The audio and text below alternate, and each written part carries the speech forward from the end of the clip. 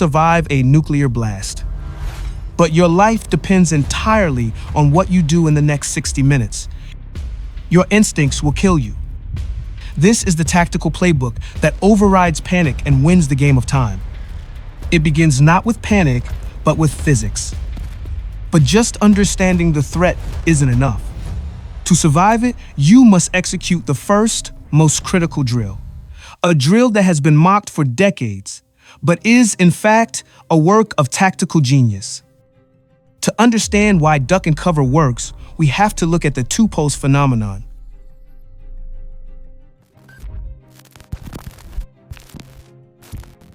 When a detonation occurs, the danger hits in two waves. You see the blinding flash, but it's actually two flashes milliseconds apart. The first one is a warning. The second one hits instantly and carries 99% of the deadly heat.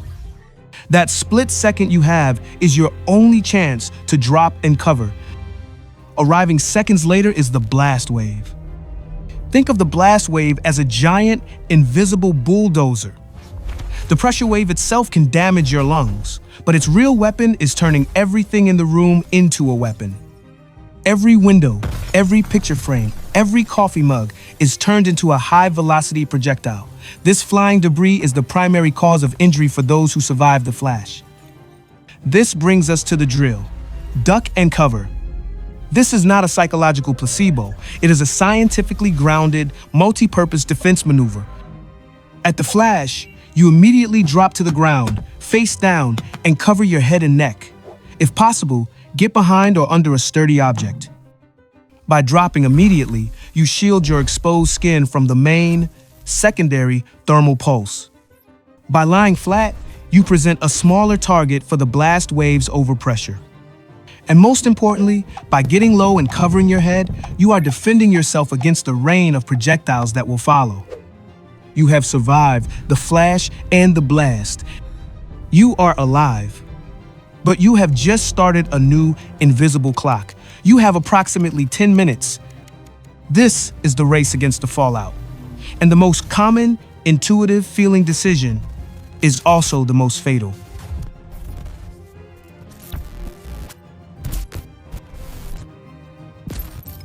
For the vast majority of survivors, the real killer is not the blast. It is the radioactive fallout. We must first deconstruct this threat. Fallout is not a mysterious, invisible gas. It is a physical, tangible substance. Imagine tons of dirt, earth, and debris from the ground, superheated in the fireball, irradiated, and then blasted into the atmosphere. It is quite literally a rain of radioactive sand. And it is coming for you. But it is not immediate. The shock wave is followed by a grace period. Authoritative guidance from FEMA and the CDC states you will have 10 to 15 minutes to find an adequate shelter before this fallout begins to arrive.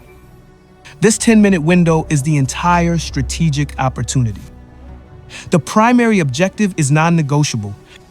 You must be inside before the fallout arrives.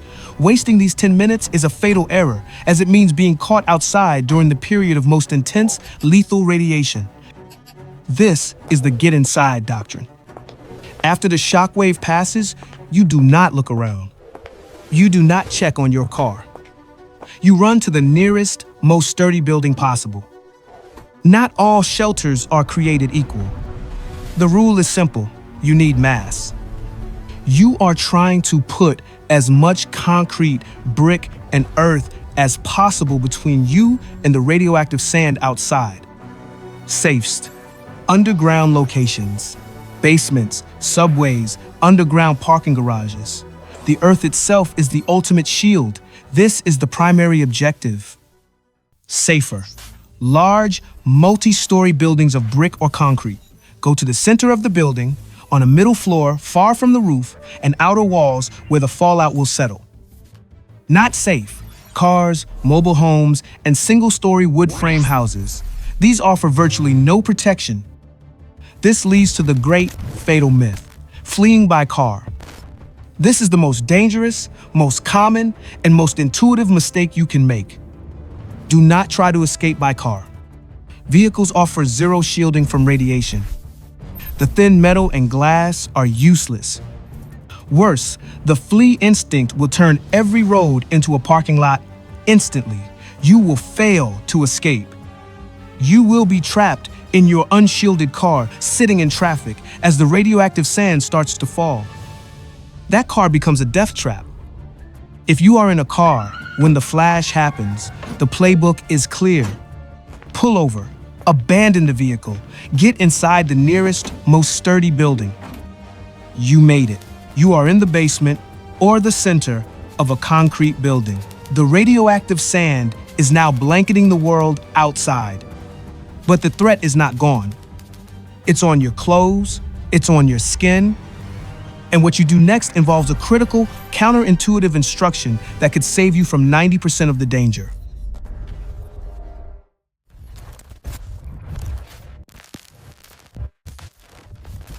If you were outside for any amount of time after the fallout began to arrive, your body and clothes are contaminated.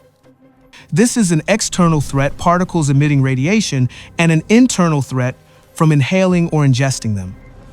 The first step is called the 90% solution. Carefully remove your outer layer of clothing.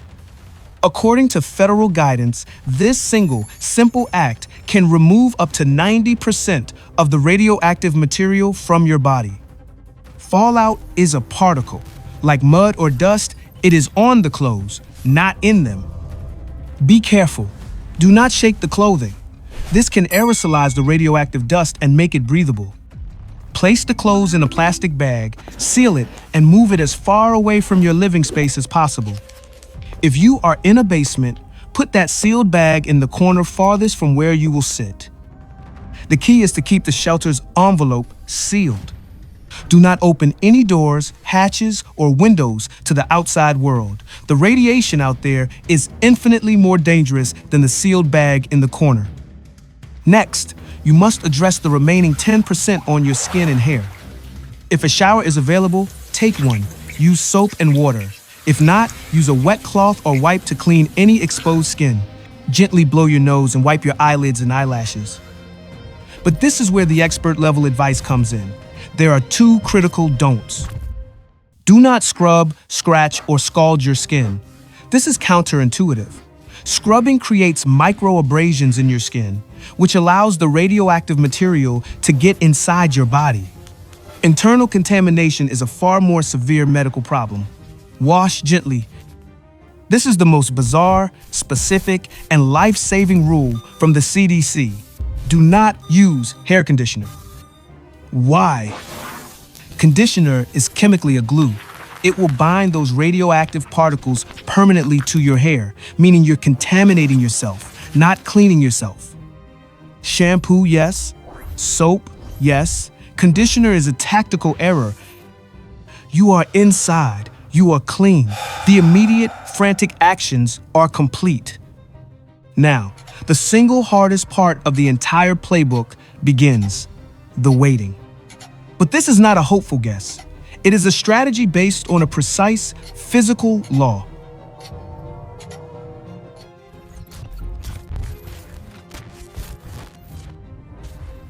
The playbook now transitions from action to disciplined inaction.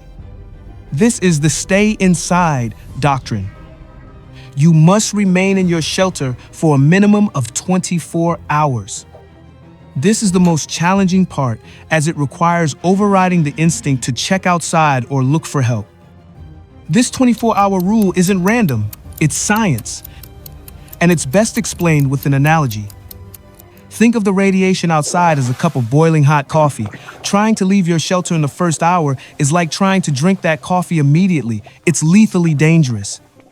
But if you just wait, the physics of radioactive decay works for you. If you wait about 7 hours, that coffee has cooled down by 90%. If you wait 2 days, it has cooled by another 90%.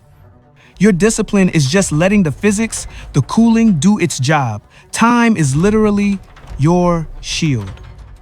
This wait is also when the final, most persistent myth appears: potassium iodide, Ki. Potassium iodide is not an anti-radiation pill. It is not a magic bullet. Its function is extremely specific. It only protects one organ, the thyroid gland, from one specific element, radioactive iodine. It does nothing to protect you from the primary lethal threat, which is external radiation from fallout. Leaving your shelter in that first 24 hours to find KI is a fatal, useless gesture. The 60-minute window is now closing. Your final action is to execute the Stay Tuned Doctrine. You need a battery-powered or hand-crank radio. This is your exit strategy. But what about the EMP? An electromagnetic pulse primarily fries electronics that are connected to the power grid. A simple battery-powered radio is not connected, so it is not the primary target of an EMP. It will likely survive on its own. To make survival a 100% guarantee, the solution is simple. Store it in a metal box. A simple ammunition can, or even a microwave oven, turned off and unplugged, works as a shield. But do not risk your life in the 10-minute grace period to find a box. The radio itself is the priority. This radio is your only lifeline. You do not leave when you think it's safe. You leave when official broadcasts tell you it is safe and provide evacuation routes.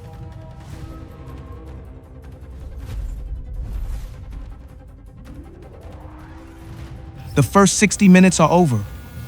This playbook is not a guarantee. It is a set of probabilities.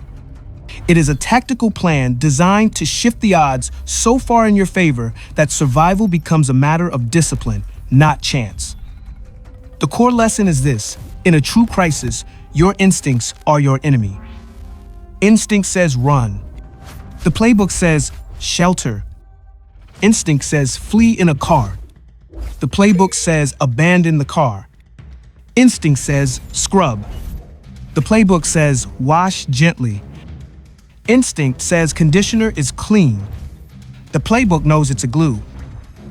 Survival is the act of overriding panic with a plan. This is the plan. Now that you have the 60-minute plan, what is the single biggest gap in your personal preparedness?